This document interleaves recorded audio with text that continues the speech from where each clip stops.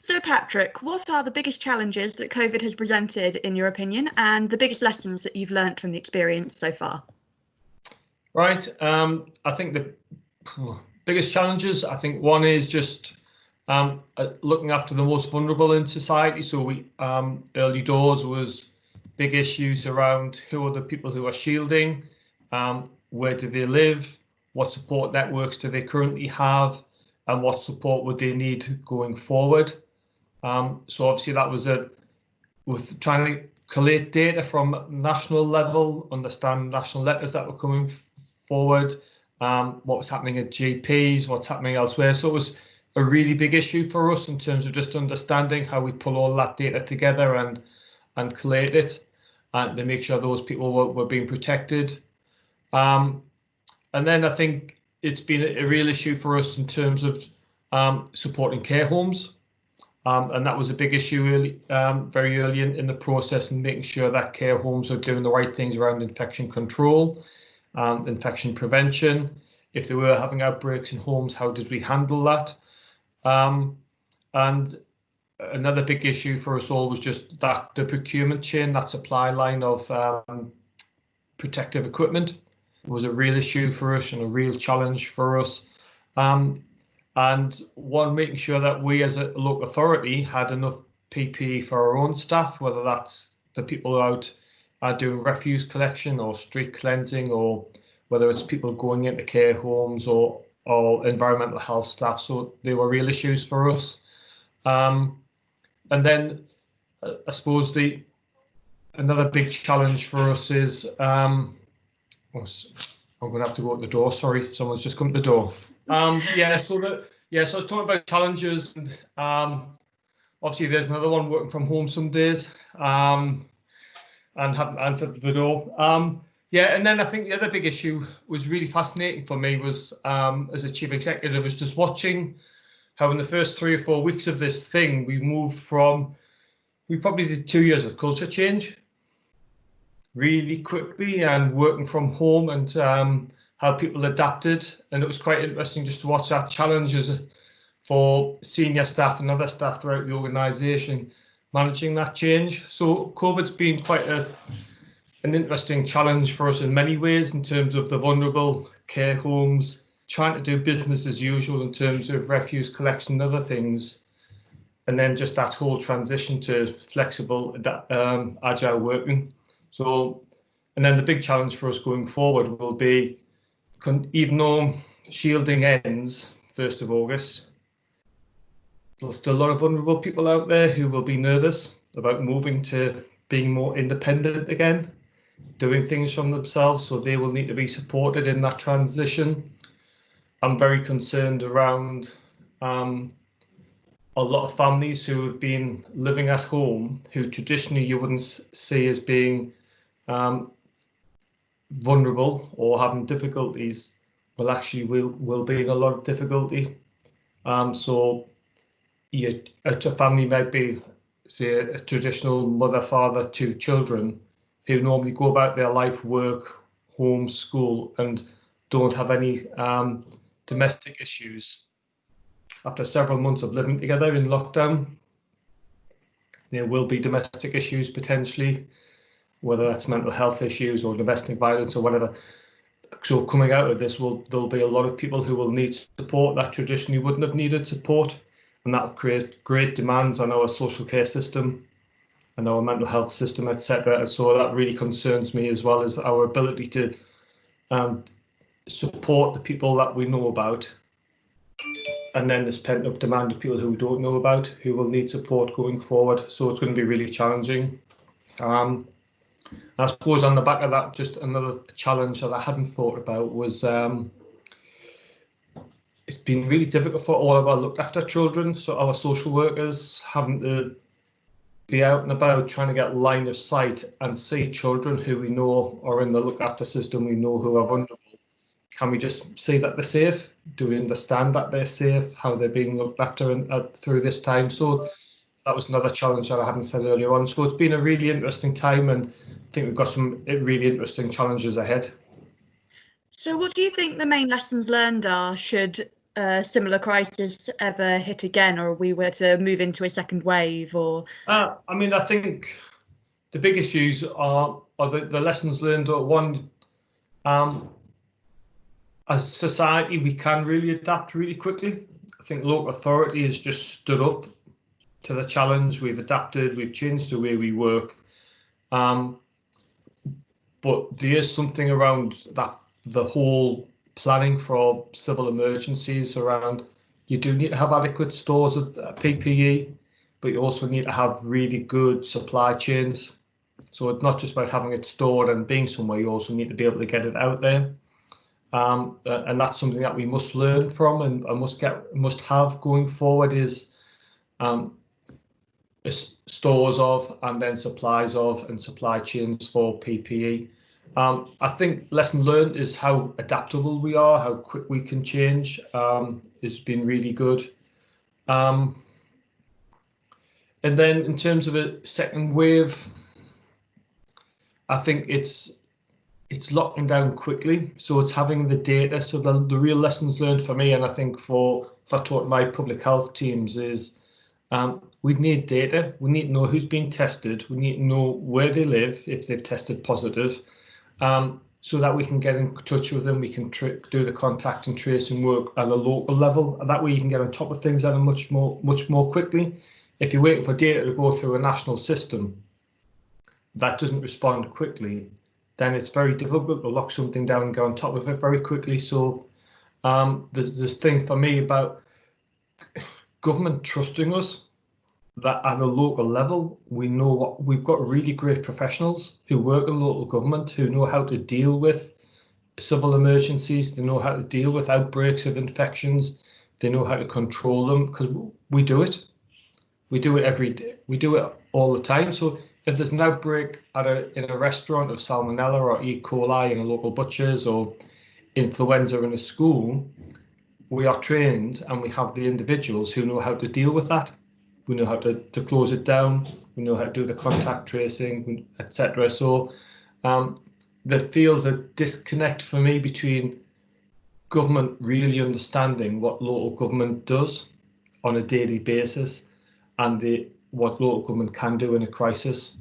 And so there feels for me as if there needs to be a real dialogue of the capabilities of local government and what we do every day and the professions that we employ, and a way that enables central government to trust us, because we've got quite across the country, we've got fantastic people who are doing great things every day, and central government just doesn't seem to understand that. And I think the example I've used a couple of times with people is just the way the grant support system for businesses has been fantastic for businesses, but actually the way the guidance was written, the way it came through to us, it's clearly, I think, an issue that central government and some of our civil servants who've done a great job, but still don't understand local government finance and how it works and how council tax works, how we rely on income from things like car parking and leisure centres and other things. So there's some big lessons in all of this. From one about trusting local authorities to be able to get on and do the job, to make sure we've got data, to then actually understanding the powers and capabilities and the professionalism of local authorities, who I think have responded brilliantly to this whole process and this thing. So what do you think are the biggest differences between the experience of the pandemic in the north compared to that of London in the south? I don't think I don't feel that well qualified to answer that question, in the sense of, because of that inability to travel and to see things, you can't touch and feel it. I think it's less a difference of north or south, it's more a difference of inequalities. So it's more about, as a family or as a unit, if you are financially solvent and financially in a good place, you're more easier to cope with a pandemic. If you're a family who's on low income, relying on benefits, it's very much harder. So if you think of the whole issue early doors of people going out bulk buying, whether that was toilet rolls or flour or other provisions. If you can only do that if you've got money. If you're a low-income family, you can't go out and bulk buy. You're reliant on your cash flow. If you've and people with and generally people on low incomes have less or aren't as fit, aren't as healthy. They have different illnesses and conditions. And I think for me, when you look at how COVID and the data that's coming through suggests that if it's people on in terms of it's really shone a light on inequalities and the differences and the challenges of inequalities in terms of health and life. So I think for me, it's not a north-south divide, it's an inequalities divide that COVID's really shone a light on, and that's what we should really be addressing as society going forward, is how do we raise the health and well-being of everyone in society so that we can live healthier lives for longer, and the healthier we live for longer, then actually the better we are as a family unit or as a society to cope with a pandemic. So for me, it's there's some real underlying issues that as society that we really need to think about in terms of all of those issues, in terms of level of deprivation, people's and how people live their lives. So does that make sense? Yes, absolutely. I mean, one of the things you've touched on there around the issue of inequalities, and you touched on it a bit earlier when you were talking about identifying vulnerable people in your community, the fact that COVID isn't just a health risk, it is a risk to people in their home lives, it is a social risk, it is an economic risk. So what are the challenges of, and you don't know the people that you don't know, as you say, so how do you go about identifying people in your communities who might be at risk from an unprecedented issue that maybe weren't previously in the system or previously known to you? Yeah, I mean, that's been a real challenge for us and a real kind of concern for me as the chief executive. And I'm very much aware of there's been a lot of communications nationally. Everyone knew there was a pandemic coming. They knew it was going to impact, and it was great that there was a bit of a national machinery rolling things out. But one of the big things we did was just we leafleted every door. We just put a very short leaflet in, which was explaining the rules of early lockdown, but being very clear of this is who you ring. If you've got an issue, ring us. We give a free phone number, because we're aware that a lot of people might see the news or but a lot of people don't use social media. And one of the issues around inequalities is people actually don't have the ability to, or don't have the can't afford to use the internet and do so. They might do a little bit of social media, but actually they don't read the news, they don't see the key messages, and not everyone would read a leaflet we put through their door either. But it was just a bit about, we did an awful lot of communication locally in terms of social media, newspapers, radio, and leafleting everyone. So just trying to, and then putting some posters out about this is a free phone number, you can ring this number if you need help or support. And we just felt that was very important to try and contact every family and every household. Then we used, so that was one thing. Then the other thing was just around using our networks. So we did an awful lot of work with the voluntary community sector. So for ourselves, our cities, we split it into 5 areas, and we have 5 networks for the voluntary and community sector. We met with them before lockdown just to understand their capacity, how they could help and support us.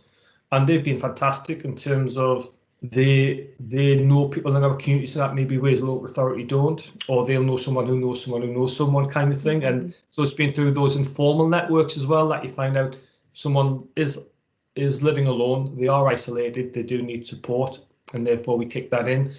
And then before the government set up their volunteer platform, we'd already set one up as a city. And so we've used way in excess of 1,000 individuals as volunteers who've gone and knocked on doors for us, rang people, delivered goods, etc. And that's been really important for us. So it's, I think what you can do to try and find the people who you don't know is, one is to try and put as much communication out as possible, and then use those informal networks. And then what we've done an awful lot of work with is our GPs. So working in because quite often it's the GPs who know people. and we don't. So we worked really well doing some information sharing between GPs, the voluntary community sector, and ourselves as local government to identify potential people who are vulnerable, who might need support. And so we've done that as well. So it's kind of been a mix of communications, formal networks and informal networks to try and identify and assist as many people as we could who need assisted. And it's been a great effort watching the community come together in terms of those voluntary community sector groups come together, working together, watching the volunteers. It's just been a fantastic effort. It's been great to see. It's quite humbling actually when you watch it all, and it's there. It's just people helping and supporting each other. It's just great. Brilliant. So I suppose to close off, COVID has put very clear pressure on local authority budgets. So what do you want to see for local government funding, probably in the immediate term following COVID, and more generally, maybe your thoughts ahead of the spending review?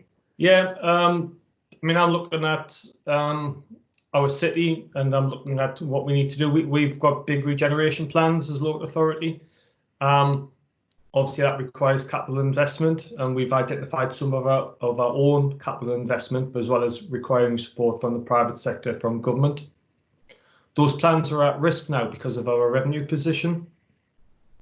At this moment in time, we've got, in terms of usable reserves, we've got around £12 million. In this current year, the cost of the local authority is in excess of £40 million for dealing with the pandemic. We've received £18 million worth of support from government, so I've got a £22 million gap in our funding in this current year and £12 million in usable reserves. So I've got a real challenging year. And then if you project forward, there's a potential 30 million gap in the following year. So we really need government to give us support in year to make sure that we get through the year, and then we need real support in 2021-22, because that's going to be a real difficult year for us. As you start to come through, then as income starts to come back to us, and people get employed and they're starting to pay council tax, etc. again, and city centres start to get flowing and people are using car parks, our income will come back, but it won't come back quickly. So we really need government to be thinking through and understanding it's not just this current year that's impacted because of the number of people who are now on benefits, who are unemployed. There's a real impact on local government budgets going forward. And then what we're also trying to factor in is those people who have said that aren't traditionally in crisis as families will be and will need support from the public sector. That'll create additional demands for us. So in terms of thinking through before the spending review, it's nice to hear the message from government that they're going to invest in capital projects and get the country building. That's great. My day-to-day pressures are people knocking on the door saying my family's in crisis. I need cash for revenue purposes as well to support vulnerable people, to enable them to turn their lives around and get back into education, employment, etc. So we will need revenue as well. We will need cash just to support local authorities in this current year and in future years as well. And we need to reverse those kind of years of cuts in central government grants to local authorities that have really shown the impact through COVID. That lack of revenue funding has impacted on health inequalities. It's impacted on communities' abilities to respond in a crisis. And we really need to kind of reverse some of those changes. We need to make communities stronger. We need to make sure local government is strong, is able to make quick decisions to support our local communities. And the spending review is going to be really crucial to all of that. Excellent. Well, I think that's about all we've got time for. So thank you very much for joining us, Patrick. Thank you very much. Speak soon. Thank you.